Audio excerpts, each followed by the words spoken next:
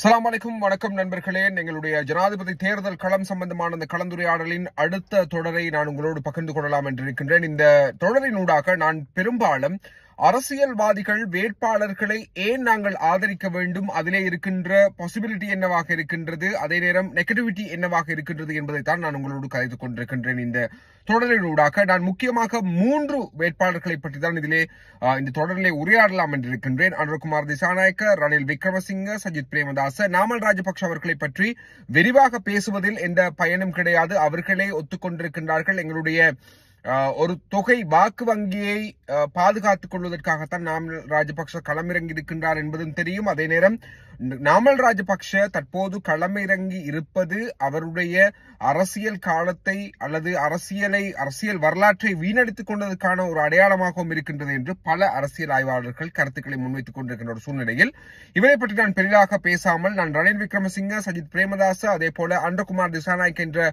3 முக்கியமான வேட்பாளர்கள் சம்பந்தமாகத்தான் பேசுவதற்கு தயாராக இருக்கின்றேன். குறிப்பாக சொல்வதாக இருந்தால் இன்றைய தினம் சமூக வலைதளங்களை பார்க்கும்போது வியட்நாமினுடைய ஏற்றுமதி வருமானம் சம்பந்தமாக ஒரு தகவலை பார்க்க கிடைத்தது. அதனை உங்களோடு பகிர்ந்து கொண்டே என்னுடைய உரையாடலை தொடரலாம் என்று நினைக்கின்றேன். 1980ஆம் ஆண்டுகளில் வியட்நாமினுடைய ஏற்றுமதி வருமானமாக அந்த நாடு சுமார் 400 மில்லியன்களையே பெற்றிருக்கின்றது. அதே நேரம் 1980ஆம் ஆண்டு இலங்கையை பொறுத்தவரையில் 1500 மில்லியன் டாலர்களை பெற்றுக் கொண்டிருக்கின்றது. கடந்த வருட ஆய்வை அல்லது கடந்த வருட தரவை பார்க்கும் போது இலங்கையை பொறுத்தவரையில் 12 பில்லியன் டாலர்களே ஏற்றுமதி வருமானமாக பெற்றுக் கொண்டிருக்கின்றது. ஆனால் வியட்நாம் தற்போது எத்தனை பில்லியன் டாலர்கள் என்றால் 400க்கும் அதிகமான 450 பில்லியன் டாலர்களை கடந்த வருடம் மாத்திரம் ஏற்றுமதி வருமானமாக பெற்றுக் கொண்டிருக்கின்றது. அப்படியாக இருந்தால் 1980ஆம் ஆண்டு என்பது ரணில் விக்ரமசிங்க அவர்களுடைய அரசியல் காலமாக இருந்தது, மஹிந்த ராஜபக்ஷ அவர்களுடைய அரசியல் காலமாக இருந்தது, சஜித் பிரேமதாசவின் தந்தையினுடைய அரசியல் காலமாக இருந்து இவர்கள் எல்லாம் அரசியல் களத்தில் இருந்தவர்கள்.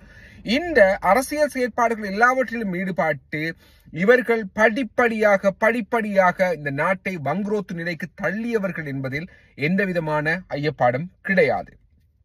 குறிப்பாக சொல்வதாக இருந்தால் தற்போது இருக்கின்ற அனுரகுமார் திசாநாயக்க அல்லாத ஏனைய கட்சிகள் அனைத்துமே இதுவரையில் ஆட்சியை இந்த நாட்டிலே அமைத்து ஆட்சியை கொண்டு நடாத்தி இந்த 70 வருட இலங்கையின் பொருளாதார வங்குரோத்து நிலைக்கு சாதகமாக இருந்தவர்கள் அல்லது பங்களிப்பு செய்தவர்கள் என்பதை நாங்கள் மிக தெளிவாக நாங்கள் புரிந்து கொள்ள வேண்டியிருக்கின்றது. அதாவது ரணில் அணியாக இருக்கட்டும், சஜித் அணியாக இருக்கட்டும், இவர்களோடு இருக்கின்ற எல்லா கூட்டணியைச் சேர்ந்தவர்களும், குறிப்பாக சொல்வதாக இருந்தால் தமிழ் அரசியல்வாதிகளாக இருக்கட்டும், முஸ்லிம் அரசியல்வாதிகளாக இருக்கட்டும், சிங்கள அரசியல்வாதிகளாக இருக்கட்டும், இவர்களோடு இருக்கின்ற அனைவருமே இதுவரை காலமும் நாடு வங்குரோத்து நிலைக்கு செல்வதற்கு ஊழல் அரசியலுக்கு பங்கு செய்தவர்களாகத்தான் இருக்கின்றார்கள் என்பதில் எந்த விதமான ஐயப்பாடும் கிடையாது.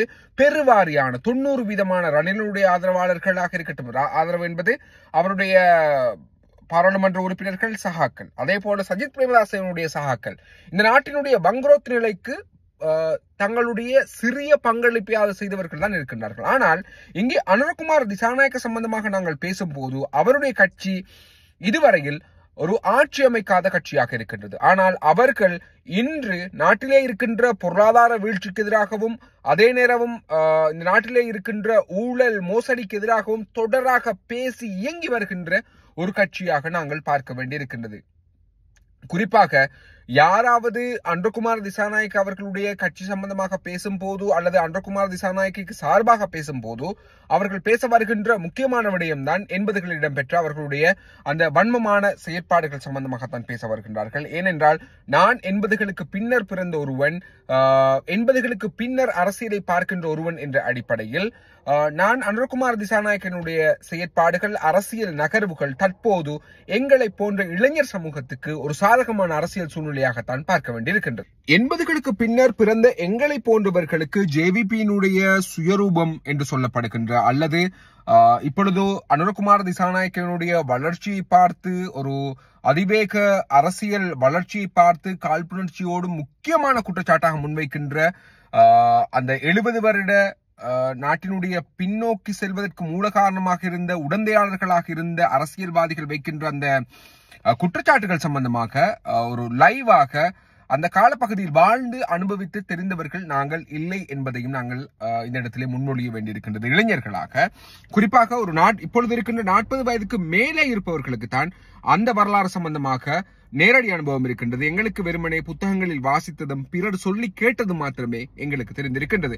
எனவே எங்களுடைய பார்வையில் ஒரு இளைஞர் சமூகமாக எதிர்கால சந்ததியினராக இந்த எதிர்கால சமூகத்தினுடைய ஒரு தலைமைத்துவ பொறுப்புகளுக்கு வரக்கூடியவர்களாக இருக்கின்றவர்களுடைய பார்வையில் ஜேவிபியினுடைய தற்போதைய அல்லது ஐக்கிய மக்கள் சக்தியினுடைய தற்போதைய போக்கு ஒரு சாதகமான போக்கை ஊழலற்ற அரசியலை ஏற்படுத்துவதற்கு இல்லை என்றால் இந்த நாட்டினுடைய அபிவிருத்தி கட்டமைப்பை ஒரு புதிய நோக்கில் முன்னெடுப்பதற்கு, அதாவது இடதுசாரி சிந்தனையினுடைய ஒரு ஆழமான போக்கும் இல்லாமல் அவர்கள் இப்பொழுது அவர்களுடைய பொருளாதார சிந்தனையாக இருக்கட்டும், அவர்களுடைய அரசியல் சிந்தனையாக இருக்கட்டும், அவர் அனுரகுமார திசாநாயக்க அவர்களை நான் ஒரு பாரம்பரிய ஊடகத்தில் பணிபுரியும் போது, அதாவது தொலைக்காட்சியில் பணிபுரியும் போது 3 முறை நேரடியாக நேர்கண்டவன் என்ற அனுபவத்திலும், அதே நேரம் அவரோடு நெருங்கி பழகுவதற்கான ஊடக காலப்பகுதிகளில் நெருங்கி பழகுவதற்கான வாய்ப்பு கிடைத்தவன் என்ற வகையிலும் எனக்கு இருந்த சந்தேகங்களை நான் கேள்விகளாக தொலைக்காட்சிக்காகவும் தனிப்பட்ட முறையிலும் கேட்டிருக்கின்றேன்.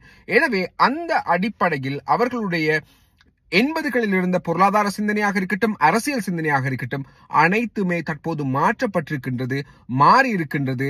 அவர்களுடைய உரையாடல்கள் அல்லது அவர்களுடைய விஞ்ஞாபனம் இவற்றை வாசித்து பார்க்கும் போது இலங்கையினுடைய அபிவிருத்தி கட்டமைப்பை நோக்கி செல்வதற்கு, இல்லை என்றால் இலங்கையை அடுத்து மீள் உயிர்ப்பிப்பதற்கு, பொருளாதார ரீதியாக மீள் கட்டமைப்பதற்கான அவர்களுடைய வியூகங்கள் இருக்கின்றன.